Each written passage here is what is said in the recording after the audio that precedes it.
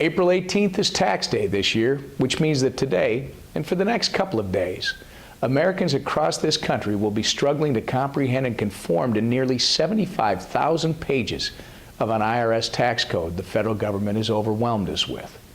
Minnesotans are keeping their fingers crossed to see if they owe the government even more of their hard-earned money, or if the government is actually going to return some of the money the government has already taken from us. In my work, I've traveled all over the state of Minnesota, and I've had the opportunity to meet with small business owners, local entrepreneurs, and families all across this state. And there's one common theme I always hear. We must do something about the tax code in this country before it completely destroys our ability to succeed. In my words, before it destroys the American dream. Currently, Americans face an uncompetitive, confusing, and antiquated tax system that stifles the upward mobility of the poor and middle class.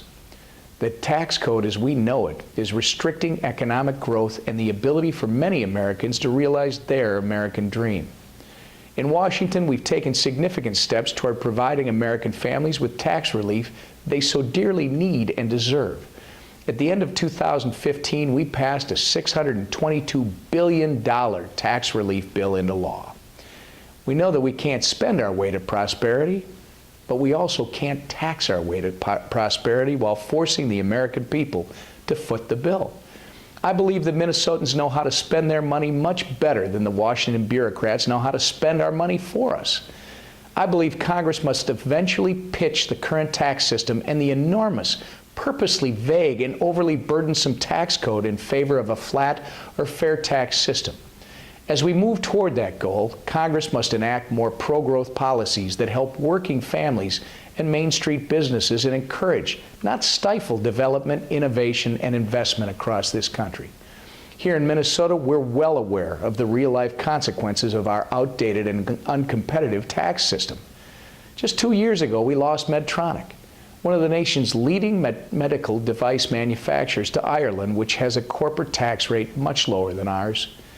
For years, our federal tax laws have been putting American families and American business at a competitive disadvantage, sending jobs, tax dollars, and some of our Fortune 500 companies to foreign countries.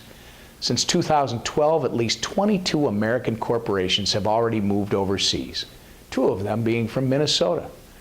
This is why earlier this year I introduced a bill called the Create Jobs Act to keep companies and their jobs right here at home.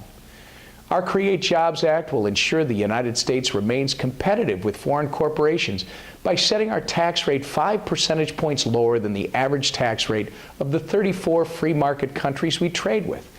If this law was in place today, our corporate tax rate would be closer to 20% than the current 39%, which incidentally is the highest in the developed world.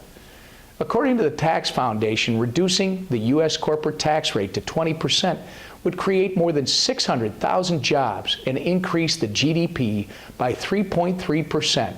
It would also raise wages by 2.8%. Again, if we're going to truly attack the tax problem we have in this country, if we're truly going to give every Minnesotan and every American a real opportunity to pursue their American dream, we're going to need to push for a complete overhaul and rewrite of tax policy in this country. In the meantime, our proposed Create Jobs Act will not only help to move us closer to our ultimate goal, it will reverse the shipment of our companies and jobs overseas and help our entrepreneurs and job creators grow jobs and promote prosperity right here at home. Thanks for listening. Have a good day.